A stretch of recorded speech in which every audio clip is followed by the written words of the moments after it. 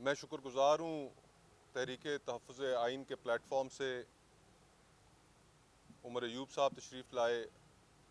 असद कैसर साहब farmer speaker national assembly तशरीफ़ लाए, अलामा साहब वहदत मुस्लिमीन के प्लेटफॉर्म से तशरीफ़ लाए, दीगर इनके कॉलीग्स भी आज इधर मेरे पास की। बड़ी लंबी हम लोगों की नशिस्त रही और उस नशिस्त में जो मुल्की हालात हैं वो ज़ेर बहस का वतन अजीज़ को सामना है, उन पर खुल के डिस्कशन हुई और इस बात पे हमारा इत्तफाक हुआ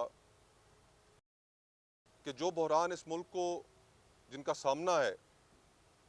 चाहे वो दहशत गर्दी के हों, मुल्की सालमियत के मुतल्लिक उनका ताल्लुक हो, मईशत हो, सियासत हो, जमहूरियत हो, आइन की पासबानी की बात हो, तो उस पर हमें मिलकर इकट्ठा चलना चाहिए। इस वक्त पाकिस्तान को ज़रूरत ही इस चीज़ की है कि जिस हद तक शदीद बहरान हो चुका है, जिसकी सारी की सारी कीमत इस मुल्क के अवाम अदा कर रहे हैं। पिछले हफ्ते एक रिपोर्ट आई वर्ल्ड बैंक की कि सिर्फ पिछले साल में 1.5 करोड़ पाकिस्तानी सतह गुर्बत से नीचे चला गया और इस सियासी बहरान की इस मुल्क और इस मुल्क के अवाम क्या क्या कीमत नहीं अदा कर रहे। और हमें अफसोस है कि जिन हालात का मुल्क को सामना है, एक तरफ हिंदुत्वा मुल्क को ताक रही है, वहाँ से ख़तरा है, दूसरी तरफ हमारी पॉलिसीज़ मुकम्मल तौर पर फेल हो चुकी हैं, अफ़गानिस्तान के साथ ताल्लुकात ठीक नहीं। समझदार लोग ये भी कह रहे हैं कि शुनीद आ रही है कि अमेरिका और चाइना की प्रॉक्सी जंग बलूचिस्तान में लड़ी जाएगी। इन हालात में मुल्क को रिकन्सिलिएशन की ज़रूरत है, मुल्क को मज़ीद सियासी बहरान से बचाने की ज़रूरत है। लेकिन अफसोस के साथ कहना पड़ता है कि इन हालात में भी, इन मुश्किल हालात में भी मौजूदा हुकूमत ने न सिर्फ इस बहरान को बढ़ाने में अपना किरदार अदा किया, अपना कंधा फराहम किया, और आज पॉलिटिकल पोलराइजेशन इस मुल्क में इतनी बढ़ चुकी है कि वो सड़कों और गलियों तक फैल चुकी है। जो हमने इन पिछले साल 1.5 साल में 2 सालों में पॉलिटिकल विक्टिमाइजेशन देखी, उसकी भी दौरे हाजिर में मिसाल नहीं मिलती। आज गुफ्तगू के दौरान मैंने जो ये मुअज़्ज़िज़ीन और अमायदीन और सीनियर्स तशरीफ़ लाए, इनके सामने यही नुक्ता रखा और हमने इस चीज़ पर इत्तफाक किया कि एजेंडा अब इस मुल्क की बेहतरी का एजेंडा होना चाहिए, रेस्टोरेशन ऑफ डेमोक्रेसी का एजेंडा होना चाहिए,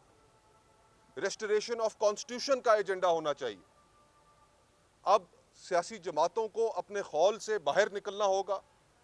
और इस बड़े एजेंडे पर इकट्ठा होकर जब सियासी जमातें बाहर निकलेंगी तो इस ब्रॉडर कंसेंसस में पूरा मुल्क, सिविल सोसाइटी सब शामिल हो जाएंगे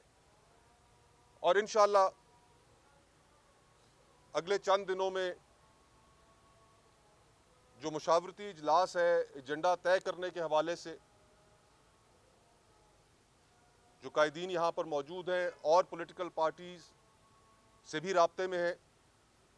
उनसे भी इनकी मुलाकात होनी है और फिर उसके बाद एक ब्रॉडर डेमोक्रेटिक एजेंडा बनाकर इंशाअल्लाह ताला एक जुस्तजू का आगाज़ करेंगे